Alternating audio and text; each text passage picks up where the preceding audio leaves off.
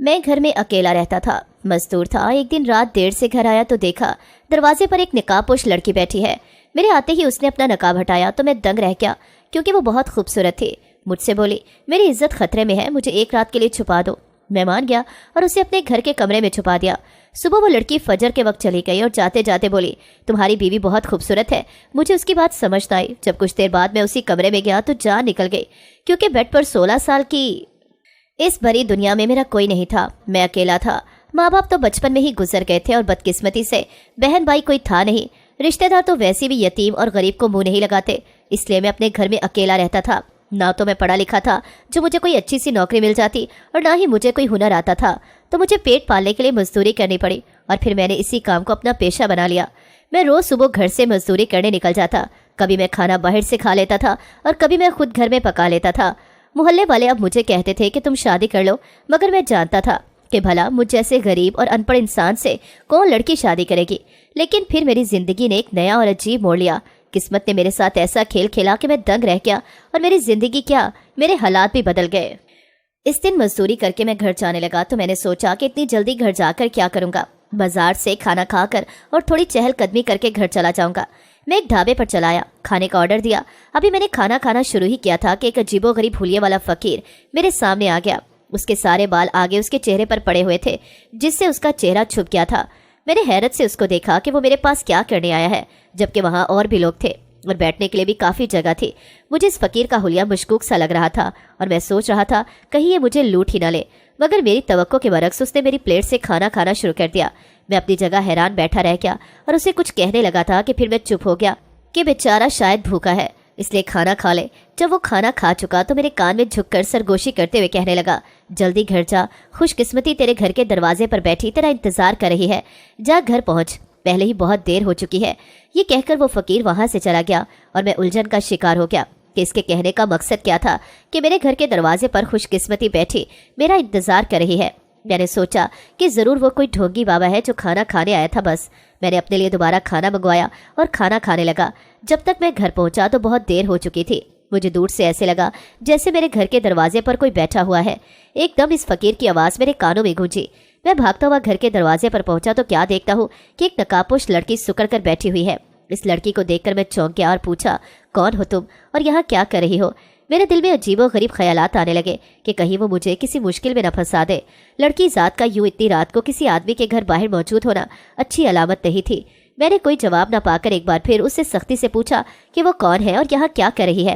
اس لڑکی نے میرے سوال کا جواب دینے کے بجائے چہرے سے نقاب ہٹا دیا، اور اسے دیکھ کر میرے ہوش اڑ گئے۔ وہ ایک بے حد حسین لڑکی تھی، مکمل حسن کا شہکار، جیسے وہ کوئی جیتی جاگتی لڑکی نہیں بلکہ کوئی گڑیا ہو۔ میں اس کے حسن میں کھویا ہوا تھا کہ وہ میرے پاؤں پکڑ کر بولے، خدا کا واسطہ ہے مجھے بچا لو، میری عزت خطرے میں ہے، اپنے گھر میں پناہ دے دو۔ میں اس کی بات سن کر بوکھلا گیا کہ ایسے کیسے اس انجان لڑکی پر بھروسہ کر لو، کیا پتا وہ جھوٹ بول رہی ہو۔ مجھے سوچتا دیکھ کر وہ لڑکی کہنے لگی، بس ایک رات کے لیے چھپا دو، تم ایک ایماندار آدمی لگ رہے ہو، اگر مجھے ایک رات کے لیے پناہ دو گے تو میں تمہیں اپنی سونے کی بالیاں دے دوں گی۔ اس نے اپنی کانوں کی بالیاں مجھے دکھائی۔ میں نے سوچا کہ شاید فقیر سچ ہی کہہ رہا تھا، یہ لڑکی تو میرے لیے خوش قسمت ہے، ایک رات کی پناہ کے لیے مجھے سونے کی بالیاں دے رہی ہے۔ میں کافی عرصے سے اپنا کام کرنے کا سوچ رہا تھا، مگر میرے پاس اتنا سرمایہ نہیں تھا۔ اب موقع مل رہا تھا تو میں نے اس موقع سے فائدہ اٹھانے کا سوچا۔ میں اس لڑکی کو گھر کے اندر لے گیا۔ وہ بہت ڈری ہوئی لگ رہی تھی۔ گھر کے اندر جا کر کہنے لگی، آپ فکر نہ کریں، میں صبح فجر کے وقت چلی جاؤں گی۔ میرے گھر میں 2 کمرے تھے، ایک کمرہ میں نے اس لڑکی کو رہنے کے لیے کھول دیا اور دوسرے کمرے میں خود چلا گیا۔ ساری رات میں اس لڑکی کے بارے میں سوچتا رہا کہ وہ کون ہے اور کہاں سے آئی ہے، اس کو پناہ کی ضرورت کیوں محسوس ہوئی۔ پھر یہی سوچتے سوچتے جانے کب میری آنکھ لگ گئی، مجھے کچھ خبر نہ ہو سکی۔ فجر کے وقت میری آنکھ کھلی تو میں باہر آیا۔ وہ لڑکی بھی جاگ چکی تھی اور کمرے سے باہر آ گئی تھی۔ مجھے دیکھ کر کہنے لگی، پناہ دینے کا شکریہ، میں اب جا رہی ہوں، یہ لو بالیاں۔ اس نے اپنے کانوں سے سونے کی بالیاں اتار کر مجھے دے دی۔ میں نے خوش ہو کر وہ بالیاں جیب میں رکھ لی۔ وہ کافی بھاری بالیاں تھیں اور مجھے امید تھی کہ ان کو بیچ کر اچھے پیسے ہاتھ آئیں گے۔ جاتے جاتے اس لڑکی نے ایک عجیب بات کہی، کہنے لگی، تمہاری بیوی بہت خوبصورت ہے۔ میں اس کی بات کو سمجھ نہ پایا اور اس سے پوچھا کہ اس سب کا کیا مطلب ہے، مگر اتنی دیر میں وہ گھر کی دہلیز پار کر چکی تھی۔ میں الجھتا ہوا دروازہ بند کر کے اپنے کمرے میں آ گیا کہ وہ لڑکی کیا کہہ رہی تھی۔ میری تو ابھی شادی بھی نہیں ہوئی تھی۔ اچانک میرے ذہن میں خیال آیا کہ کہیں وہ لڑکی کوئی سامان وغیرہ نہ چرا گئی ہو۔ میں فوراً بھاگ کر دوسرے کمرے میں گیا۔ وہاں جا کر دیکھا تو ایک 16 سال کی لڑکی بیڈ پر گھونگھٹ نکال کر بیٹھی ہوئی تھی۔ मेरे तो होशो हवास उड़ गए। मैं साकित रह गया। मुझे कुछ समझ न आया कि मेरे साथ हो क्या रहा है। मैं तो रात को एक लड़की को घर के अंदर लाया था और वो अभी कुछ देर पहले ही मेरे सामने यहाँ से गई थी। फिर ये सब क्या था? ये दूसरी लड़की कहाँ से आ गई और ये कौन थी? मैं बुरी तरह घबरा गया और पूछा, कौन हो तुम? वो कहने लगी, अरे तुम इतनी जल्दी भूल गए, मैं तुम्हारी बीवी हूँ। उसने ये कहकर अपना घूंघट उल्टा दिया। मैं करंट खाकर पीछे हटा क्योंकि वो तो एक 16-17 साल की एक नौजवान लड़की थी। मैं तो चकरा कर रह गया। मैंने चलाकर कहा, तुम मेरी बीवी कैसे हो सकती हो? मेरी तो अभी शादी भी नहीं हुई। कहने लगी, लगता है तुम भूल गए हो। अभी 2 माह पहले की तो बात है, जब तुम मलक साहब की कोठी पर काम करने आते थे तो मैं तुम्हें देखा करती थी और तुम मुझे देखा करते थे। भूल गए हो क्या? इसकी बात सुनकर मेरे जहन में एकदम झमाका सा हुआ और मुझे सब याद आ गया। ये 4 माह पहले की बात थी। 4 माह पहले मुझे एक मलक साहब के यहाँ काम करने का मौका मिला था, जो अपने घर के साथ एक कोठी बना रहे थे। जिस मलक साहब के यहाँ काम किया था वो काफ़ी अमीर थे और हम सब मजदूर बहुत खुश थे कि आज की दिहाड़ी ज़्यादा मिलेगी, क्योंकि इसके बारे में सुन रखा था कि वो सखी दिल है और बहुत खुले हाथों से खर्च करता है। सुबह से लगे हम शाम तक काम करते रहे। जब मजदूरी देने का वक्त आया तो मलक साहब न जाने कहाँ चले गए। हम अपनी मजदूरी लेने के वास्ते खड़े थे कि अचानक अंदर से एक नकाबपोश लड़की बाहर आई। जाने वो मलक साहब की क्या लगती थी, मगर उसने हमें बताया कि आज साहब को किसी ज़रूरी काम से जाना पड़ा था, इसलिए वो हमें कल पैसे दे देंगे। हम सब भी मुतमईन हो गए क्योंकि कल भी तो काम पर आना था। मुझे जाने क्यों ऐसा लगा कि इस नकाबपोश लड़की को मैंने कहीं देखा हुआ है। इसकी गहरी आंखें बहुत खूबसूरत थी और इसकी आंखों को देखकर ही ऐसा लग रहा था कि मैंने उसे कहीं देख रखा है। हैरत वाली बात तो ये भी थी कि वो लड़की मुझे ही देखे जा रही थी। मैं तजस्सुस और शक में पड़ गया कि उसे मुझे देखने की क्या ज़रूरत पड़ गई। खैर, हम घर से निकल आए। इस नकाबपोश लड़की का मुझे यूँ देखना मुझे समझ में नहीं आ रहा था। मैंने अपने साथी मजदूर से पूछा, क्या तुम इस लड़की को जानते हो जो अभी हमें साहब का पैगाम देने आई थी? वो चूंकि मुझसे पहले से यहाँ मजदूरी कर रहा था, इसलिए मैंने उससे पूछा था। वो कहने लगा, वो साहब की कोई रिश्तेदार है। अब ये मालूम नहीं है कि वो साहब की बीवी है या बहन या कोई और रिश्तेदार, मगर जब से मैं काम कर रहा हूँ इस लड़की को हमेशा नकाब में ही देखा है। जाने वो लड़की कौन थी और मुझे ये घूर घूर के क्यों देख रही थी। मैं अगरचे मजदूर था, लेकिन मैं अच्छी शक्ल सूरत रखता था और बॉडी बिल्डर की तरह दिखता था। शायद इसीलिए वो मुझे देखती थी, क्योंकि अगले कई दिन मैंने नोट किया था कि जब मैं अपने काम पर लगा होता था तो वो मुझे चोरी चोरी देखती थी। इससे मुझसे कोई बात वगैरह करने की कोशिश कभी नहीं की, वरना मैं उससे पूछ ही लेता कि वो मुझे क्यों देख रही है। ये बात मेरे साथी ने भी नोट की और कहने लगा, मुझे लगता है कि ये लड़की तुम्हें पसंद करने लगी है, जब ये यूँ चोरी चोरी तुझे देखने आती है। मुझे भी ऐसे लग रहा था, क्योंकि उसकी निगाहों में जैसे खामोश पैगाम छुपा होता था। वो लड़की होकर खुद मुझे मौका दे रही थी तो मैं फिर लड़का था, कैसे पीछे हट जाता। मैं भी उसे देखकर मुस्कुरा देता। वो नकाबपोश लड़की काफ़ी हसीन लगती थी और अभी तक उसने मुझे अपनी शक्ल नहीं दिखाई थी। मैं इशारे से उसे नकाब हटाने का कहता तो वो शर्मा कर पीछे हट जाती और हाथ के इशारे से मना कर देती। एक दिन मलक साहब किसी काम से दूसरे शहर गए थे कि उसने मुझे घर के अंदर बुलाया। मेरा ख्याल था कि उसने मिलने के लिए बुलाया है तो ज़रूर आज अपना चेहरा दिखा देगी, मगर उसने मेरे आते ही एक कागज़ मुझे पकड़ा दिया और कहा कि इस कागज़ पर अपना नाम लिखो। मैंने पूछा, ये क्या है, क्योंकि इस पर इंग्लिश में कुछ लिखा हुआ था। कहने लगी, वो सब तुम्हें बाद में बताऊंगी, पहले तुम इस पर अपना नाम लिखो। उसने 3-4 कागजात पर मुझसे अपना नाम लिखवाया और कहने लगी, अब तुम जाओ, कल बात होगी। मैं परेशान हो गया था कि इसने मुझसे क्यों दस्तखत करवाए हैं। फिर मैंने सोचा कि मेरे नाम कौन से कोई प्रॉपर्टी और दौलत है जो वो धोखे से अपने नाम करवा लेगी। ये सोचकर मैं मुतमईन हो गया। वैसे भी वो खुद इतनी अमीर थी और मलक साहब की लाडली बेटी थी, तो इस पर मैं शक कैसे कर सकता था। अगले दिन पता चला कि वो शहर से बाहर चले गई है और शायद हमेशा हमेशा के लिए चली गई है। मुझे बहुत दुख हुआ कि वो मुझे बताकर भी नहीं गई। 2 दिनों बाद मेरा काम वहाँ से ख़त्म हो गया और मैं बहुत दिल बर्दाश्ता होकर वहाँ से आया था। इस लड़की ने चाहे दिल लगी की थी, मगर मैं सच में उसे पसंद करने लगा था। आहिस्ता आहिस्ता मैं उसे भूलने लगा और किसी और जगह मजदूरी करने लगा। यूँ 2 माह गुजर गए और आज अचानक वो मेरे सामने थी, और इस साल में कि मुझे खुद नहीं पता था कि वो मेरे घर में कैसे घुसी, जबकि मैंने तो उसे अंदर आते हुए भी नहीं देखा था। मैं साकित रह गया था, बिल्कुल गुमसुम सा। मुझे कुछ समझ नहीं आ रहा था कि ये क्या हो रहा है। मैंने उसे गौर से देखा तो उसकी आंखें देखकर मुझे यकीन हो गया कि वो सच कह रही थी, वो वही लड़की थी। मैंने कहा, ये तो मैं मान लेता हूँ कि तुम वही नकाबपोश लड़की हो, मगर तुम क्यों झूठ बोल रही हो कि हमारी शादी हो गई है, जबकि ऐसा कुछ भी नहीं हुआ। कहने लगी, तुम्हें याद है मैंने आखिरी मुलाकात में तुमसे कुछ पेपर साइन करवाए थे? मैंने कहा, हाँ मुझे याद है। वो हंसकर कहने लगी, वो कोर्ट मैरिज के पेपर थे जिन पर तुमने साइन किया और फिर मैंने। यूँ अदालती कार्रवाई के मुताबिक हम मियाँ बीवी हुए। इसकी बात सुनकर मैं गुस्से से उठ खड़ा हुआ और कहा, शादियाँ इस तरह धोखे से नहीं की जाती। जब मुझे इल्म नहीं था कि मैंने किन पेपर्स पर दस्तखत किए तो मैं तुम्हारा शौहर कैसे हो गया और तुम यहाँ कैसे आ गई। वो परेशान हो गई और कहने लगी, मैंने जो कुछ किया है बहुत मजबूरी में किया है, वरना मेरा इरादा ऐसा नहीं था। मैं तुम्हें सारी कहानी बताती हूँ, फिर तुम खुद फैसला कर लेना कि मैंने जो किया है वो गलत था या ठीक। मैं उसके सामने बैठ गया और उसकी कहानी सुननी शुरू की। वो कहने लगी, मेरा नाम जुनीशा है और मेरे वालिदैन मुझे प्यार से जूनी कहते थे। मेरे बाबा सब भाइयों से बड़े थे और मैं अपने भाइयों और बहनों में सबसे छोटी थी। मैं बचपन से ही कमज़ोर सेहत की थी, अपनी उम्र से कम ही लगती थी। अभी भी मैं 16-17 की लगती हूँ, लेकिन तुम्हें यह सुनकर हैरानी होगी कि मैं 20 साल की हूँ। इसकी बात सुनकर मुझे वाकई हैरानी हुई थी। मैं उसे पहली नज़र में देखकर यही समझता था कि वो 16 साल की है। उसने अपनी कहानी सुनानी जारी रखी। कहने लगी, मेरी जिंदगी अच्छी भली चल रही थी जब तक हमारी पुप्पो हमारे घर नहीं आई थी।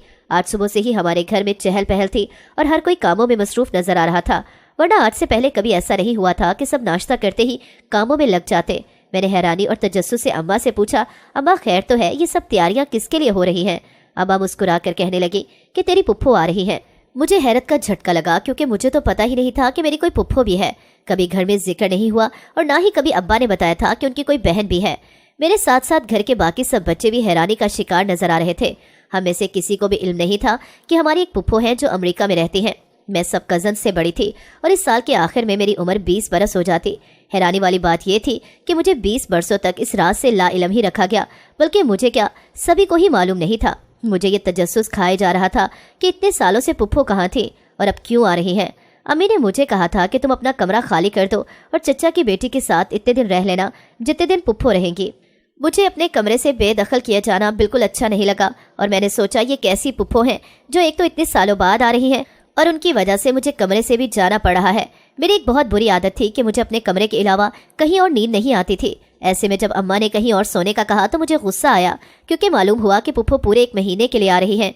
जिस पर मैंने एतराज़ किया तो अम्मा ने कहा, ये कमरा पहले तुम्हारी पुप्पो का ही हुआ करता था और तुम्हारी दादी ने ये स्पेशल कहा है कि उनकी बेटी के लिए वही कमरा तैयार किया जाए जिसमें वो पहले रहती थी। मैं दादी से बात नहीं कर सकती थी क्योंकि दादी बहुत सख्त थी और हम सभी उनसे बात करते हुए डरते थे, इसलिए मैं चुप ही रही। 2 दिनों बाद मेरी पुप्पो घर आ गई। पुप्पो को देखकर मैं दंग रह गई थी। वो हूबहू मेरे जैसी थी। वो सब भाइयों से बड़ी थी, मगर पुप्पो ने खुद को बहुत फिट कर रखा था। वो मेरी अम्मा से बड़ी थी मगर छोटी लगती थी। असल में पुप्पो ने भागकर शादी की थी, इसलिए दादा दादी ने उनसे कतई ताल्लुक कर लिया था और कभी हमें हवा तक नहीं लगने दी थी कि हमारे बाप की बहन भी है। दादा बड़े सख्त मिजाज थे, इसलिए आज तक पुप्पो को हिम्मत ना हुई कि वो घर में कदम रख सके। पिछले साल दादा की वफात हो गई थी, इसलिए दादी ने उनको घर आने की इजाज़त दे दी थी। पुप्पो अपने हुलिये से बहुत अमीर कबीर लग रही थी। मुझे देखकर बहुत खुश हुई और कहने लगी, तुम तो बिल्कुल मेरे जैसी हो, तुम्हारी शक्ल मुझसे कितनी ज्यादा मिलती है। तुम मेरे कमरे में मेरे साथ ही रहो।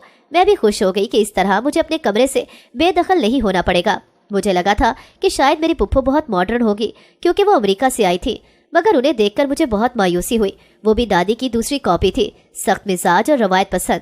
मैंने 2-3 दिन में ही अंदाजा लगा लिया था कि मेरी पुप्पो की तबीयत हाकमाना सी है और उनकी हरकतें भी कुछ मशकूक सी थी। वो अक्सर फोन पर बातें करती रहती थी। पता चला कि अपने बेटे से बातें करती थी। उनका एक ही बेटा था जो अमेरिका में ही था।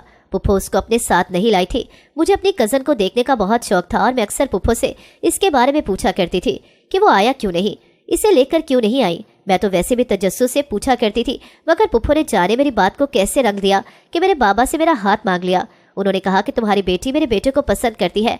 हालांकि मैंने तो पुप्पो के बेटे को कभी देखा भी नहीं था, बल्कि मैंने क्या किसी ने भी नहीं देखा था। अजीब बात थी कि वो अपने बेटे का जिक्र करती रहती थी, मगर उन्होंने कभी अपने बेटे की तस्वीर किसी को नहीं दिखाई थी। मुझे कहती थी कि मेरा बेटा बहुत प्यारा है और उम्र में तुमसे चंद ही बरस बड़ा होगा। मैं जब तस्वीर का कहती तो पुप्पो टाल जाती। मुझे शक होने लगा कि ऐसी क्या बात है जो पुप्पो छुपा रही हैं। मैं ऐसे बगैर देखे उनके बेटे से शादी के लिए हाँ नहीं कर सकती थी, मगर अब्बा को उनकी बहन ने ऐसे शीशे में उतारा कि वो इनकार ही ना कर सके और हाँ कर दी। फिर दादी ने बाबा को कहा कि घर के साथ वाले प्लॉट को तमीर करवाओ ताकि पुप्पो और उनका बेटा हमेशा के लिए यहाँ आ जाए। अब्बा ने दादी की बात मानकर कोठी बनवाना शुरू कर दी। मुझे एक दिन इत्तेफाक से पुप्पो की कुछ बातें सुनाई दी। वो फोन पर किसी से कह रही थी, मैं यहाँ पाकिस्तान आई ही इसलिए थी कि अपने तमाम मसलों का हल निकाल सकूं। मेरी तवक्को के आइन मुताबिक भाई की बेटी जवान हो चुकी है और शादी के काबिल है, बस इसीलिए अपना मकसद पूरा करने के लिए उसे अपनी बहू बना रही हूँ। मैं तो ये सुनकर चौंक गई कि पुप्पो के यहाँ आने का मकसद अपने बिछड़े हुए को मिलना हरगिज नहीं था, बल्कि वो किसी खास मकसद से आई थी। इन्हीं दिनों अब्बा ने कोठी बनवानी शुरू कर दी। वो बहुत खुश थे कि उनकी बेटी की शादी के बाद उनकी नजरों के सामने और बिल्कुल साथ रहेगी। मैंने अब्बा को मना करना चाहा तो उन्होंने बुरी तरह मुझे झिड़क दिया और कहा कि वो अपनी बहन को नाराज नहीं कर सकते, पहले ही वो सालों बाद आई है, अब ऐसा ना हो हमेशा के लिए नाता टूट जाए। मुझे अपनी पुप्पो के इरादे ठीक नहीं लग रहे थे। जाने वो क्या खास मकसद लेकर आई थी। थोड़े दिनों बाद पुप्पो का बेटा भी आ गया। वो बिलाशुबा खूबसूरत था, मगर चूंकि मैं मशकूक हो चुकी थी इसलिए मैं उसकी खूबसूरती से मुतासिर होकर उससे शादी नहीं कर सकती थी। मैंने जब शादी से मना किया तो मेरे घर वालों ने कहा अगर तुम्हें कोई और पसंद है तो बता दो, मगर मैं क्या बताती उनको जब मुझे कोई और पसंद नहीं था। मैंने सोचा कि मैं किसी को भी पसंद करके घर वालों को बता देती हूँ ताकि वो मेरी शादी तो होने से रोके। तभी मेरी नज़र तुम पर ठहर गई। मैं तुम्हारी शख्सियत से नहीं बल्कि तुम्हारी ईमानदारी और बहादुरी से मुतासिर हुई थी। हमारी कोठी पर काम करने से पहले एक बार हमारी मुलाकात हो चुकी थी। मेरे पैसों से भरा बैग एक सड़क पर एक लुटेरे ने छीन लिया था और तुमने उससे मुझे लुटा दिया था। इसकी बात सुनकर अचानक मेरे सामने वो मंजर आ गया जब एक दिन मैं सड़क पर जा रहा था कि देखा बैग से एक नकाबपोश लड़की निकली। अभी वो चंद कदम दूर गई थी कि दो लड़कों ने उससे बैग छीन लिया और भाग गए। मैंने ये देखा तो लड़कों के पीछे दौड़ लगा दी और कुछ दूर जाकर उन्हें पकड़ लिया और उनकी खूब मार कुटाई की और इस लड़की का पर्स उसे वापस कर दिया। अब मैं समझा था कि जब मलक साहब के यहाँ में मजदूरी कर रहा था तो मुझे इस लड़की को देखकर ऐसा क्यों लग रहा था कि इसको कहीं देख रखा था। उसने सांस लेकर अपनी कहानी दोबारा सुनानी शुरू की और कहने लगी, फिर कुछ दिन बाद तुम हमारे घर काम करने आ गए। मुझे पहले ही नजर में तुम अच्छे लगे थे, तुम बहादुर थे और मेरे काम आ सकते थे, इसलिए मैंने ऐसे जाहिर करना शुरू कर दिया कि मैं तुम्हें पसंद करती हूँ। एक दिन मैंने पुप्पो और उसके बेटे की बातें सुनी। पुप्पो उससे कह रही थी हमें जल्द अज जल्द तुम्हारी और जूनी की शादी करनी होगी। मुझे वो लड़की बहुत होशियार लग रही है, इसके चुकन्ना होने से पहले पहले काम करना है। पुप्पो मेरे पीछे मुड़ी तो मैं खड़ी थी। मुझे देखकर उसका रंग फक हो गया। मैं भागकर वहां से गई और इसी दौरान पुप्पो के दबाव पर अब्बा ने शादी की तारीख तय कर दी और मुझे कहा कि जुमे को तुम्हारा निकाह है, तैयार रहना। मैं झूठ नहीं बोलना चाहती थी, मगर बगैर सोचे समझे मेरे मुंह से निकला कि मैं ये शादी नहीं कर सकती क्योंकि मैं पहले ही कोर्ट मैरिज कर चुकी हूँ। बाबा को लग रहा था कि मैं झूठ बोल रही हूँ, इसलिए मुझसे सबूत मांगे कि लाओ पेपर्स दिखाओ, मगर उस वक्त मेरे पास कुछ नहीं था, इसलिए मैंने 2 दिन का वक्त मांगा। उसी रात मैंने अपनी दोस्त को फ़ोन किया। उसका शौहर वकील था। उसने उसी रात पेपर्स बनवाए जिन पर सुबह मैंने तुमसे साइन करवा लिए। उसी रात मैंने बाबा को वो पेपर्स दिखाए कि ये देखिए सबूत। बाबा बहुत गुस्से में थे, वो तो शायद मेरी जान ले लेते, मगर अम्मा ने बर वक्त मुझे बचा लिया और इसी वक्त दूसरे शहर मामू के घर भेज दिया। इसीलिए अगले दिन जब तुम काम पर आए तो तुम्हें मैं घर पर नहीं मिली थी। बाबा को पता नहीं था कि मेरा शौहर कौन है, वरना वो तुम्हें छोड़ देना। मैंने यही कहा कि मेरा शौहर मेरी दोस्त का भाई है। मामू के घर जाकर मामला ठंडा हो गया। मैं वापस आ गई, लेकिन बाबा ने घर से निकाल दिया कि जाओ अपने शौहर के घर ही जाओ। अब मेरे पास और कोई चारा नहीं था कि मुझे तुम्हारी मदद की जरूरत पड़ती, क्योंकि अम्मा ने कहा था कि अगर अपने शौहर के साथ घर जाकर रहोगी तो तुम्हारी पुप्पो मायूस होकर वापस चली जाएंगे। इसलिए मैं यहाँ आई। मेरी दोस्त ने तुमसे मदद की दरख्वास्त का बहाना बनाया और जब वो अंदर आ गई तो कुछ देर बाद उसने दरवाज़ा खोल दिया और यूँ मैं भी अंदर आ गई। वो सुबह वापस चली गई और मैं यही रह गई क्योंकि मुझे तुमसे बात करनी थी। अब मुझे तुम्हारी मदद की ज़रूरत है। अगर तुम मेरे शौहर होने का ड्रामा कर लोगे तो मैं तुम्हें बदले में बहुत बड़ी रकम दूंगी। मैंने तो सिर्फ इसलिए झूठ बोला था कि पुप्पो के बेटे से मेरी जान छूट जाएगी, मगर मुझे क्या पता था कि मामला इस हद तक आगे चला जाएगा। अब तुम्हें मेरी मदद करनी होगी। मैंने पूछा करना क्या है। असल में मुझे उसकी कहानी में दिलचस्पी पैदा हो गई थी और पैसे भी मिल रहे थे, तो मैंने सोचा कि इस मौके से फ़ायदा उठाना चाहिए। कहने लगी, मेरे बाबा ने तुम्हें आज अपने दफ्तर में बुलाया है, तुम मेरे शौहर बन के वहाँ जाना। मैं डर रहा था कहीं वो मुझे पहचान न ले कि मैं तो वही हूँ जो उनके घर मजदूरी करता रहा था, मगर मेरा बदला हुआ हुलिया देखकर मैं तो खुद को नहीं पहचान पाया, तो वो भला कैसे पहचान सकते थे। महंगे कपड़े पहनकर बंदे की औकात कितनी जल्दी बदल जाती है। वहाँ मैं गया जरूर, मगर कुछ फ़ायदा ना हो सका। मैं उस सुबह वाला वाक़या बताने लगा जब उसके वालिद मलक सिराज साहब ने मुझे अपने दफ्तर बुलाया था।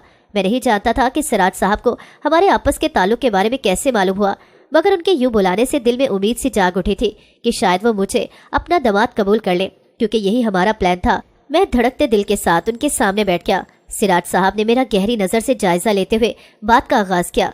मुझे जूनी की वालदा ने बताया कि तुम दोनों एक दूसरे को पसंद करते हो, तुम मेरी बेटी की दोस्त के भाई हो। इससे ज़्यादा अहमियत मेरी नज़र में ना तुम्हारी है ना ही होगी। तुम्हें अपने दिलो दिमाग से मेरी बेटी का ख्याल निकाल देना चाहिए, क्योंकि मैं किसी भी सूरत किसी गैर ख़ानदान में इसका रिश्ता तय नहीं करूँगा। मगर चचा जान मेरी बात को दरमियान में ही काट दिया गया। वो गुस्से से कहने लगे, मैंने तुम्हारी कोई बात सुनने के लिए तुम्हें यहाँ नहीं बुलाया, सिर्फ ये कहने के लिए बुलाया है कि मेरी बेटी का पीछा छोड़ दो। ला हासिल की खाक छानोगे तो रेजा रेजा हो जाओगे। मैं तुम्हें कभी अपने दामाद के रूप में कबूल नहीं कर सकता, चाहे तुम सोने के ही क्यों ना बनकर आ जाओ। इसलिए बेहतरी इसी में है कि यहाँ से कहीं दूर चले जाओ। जूनी का रिश्ता मैंने अपने भतीजे से तय कर दिया है, तुम उसको तलाक दे दो। मेरी सारी बात सुनकर वो कहने लगी, अब लगता है कि प्लान के दूसरे हिस्से पर काम करना पड़ेगा। मैंने पूछा वो ऐसा क्या करेगी, तो कहने लगी, तुम देखते जाओ, बस मैं ऐसी अदाकारी करूंगी कि बाबा मेरी सारी बातें मान जाएंगे। वो मुझे लेकर अपने बाप के कमरे में आ गई और कहने लगी, बाबा, मैं सारी जिंदगी आपसे कुछ नहीं मांगूंगी, मुझे कुछ और चाहिए भी नहीं, मुझे बस मेरी मोहब्बत दान कर दे। मैं जानती हूँ एक बेटी के मुंह से ये सब बाप को सुनना अच्छा नहीं लगता, मगर मैं मजबूर हूँ, किसी और के साथ शादी नहीं कर सकती क्योंकि मैं पहले से शादीशुदा हूँ।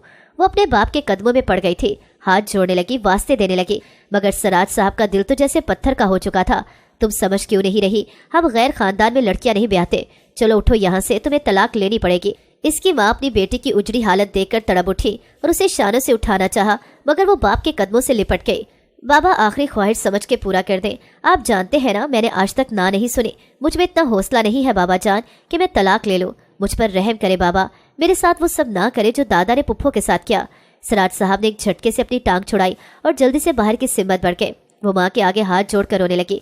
अम्मी, यकीन माने, मेरे अंदर सवाए मोहब्बत के कुछ नहीं रह गया। अगर ये छिन गई तो मैं मर जाऊंगी। बाबा को बोले, मुझे जिंदा रहने दे, मैं अभी मरना नहीं चाहती। वो उसे देखकर हैरान रह गया कि वो इतने बड़े बड़े डायलॉग कैसे बोल लेती थी। उसने नजर बचाकर मुझे भी कुछ बोलने का कहा। मैंने कहा, आप लोग मुझ पर भरोसा रखें, मैं आपकी बेटी को हमेशा खुश रखूंगा। इसकी बेचारी माँ का दिल कट कर रह गया। उसे बामुश्किल चुप करवा कर अपने कमरे में चले गई। शाम को सिराज साहब आए तो हमें कमरे में बुलाकर कहने लगे, तुम लोग यहाँ रह सकते हो, मैं अपनी बेटी को दुखी नहीं कर सकता। पहले मेरी बहन को सजा मिली, अब मैं अपनी बेटी को पसंद की शादी करने पर सजा नहीं सुना सकता। हम दोनों खुश हो गए। आखिर हमारा प्लान कामयाब हो गया था।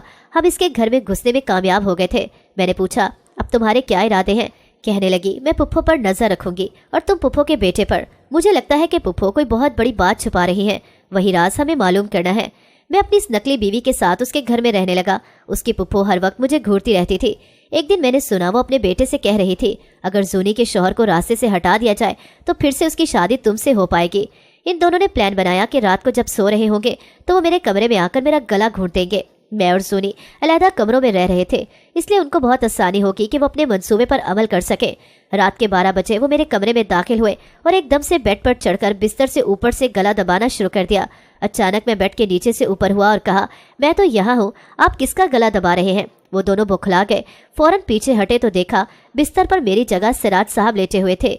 उन्होंने बेयकीन नजरों से अपनी बहन और भतीजे की तरफ देखा और कहा, मेरी बेटी ने कहा भी कि तुम दोनों उसके शौहर की जान लेना चाहते हो, मगर मैं न माना और खुद यहाँ लेट गया ताकि देख सकूं सच क्या है और झूठ क्या।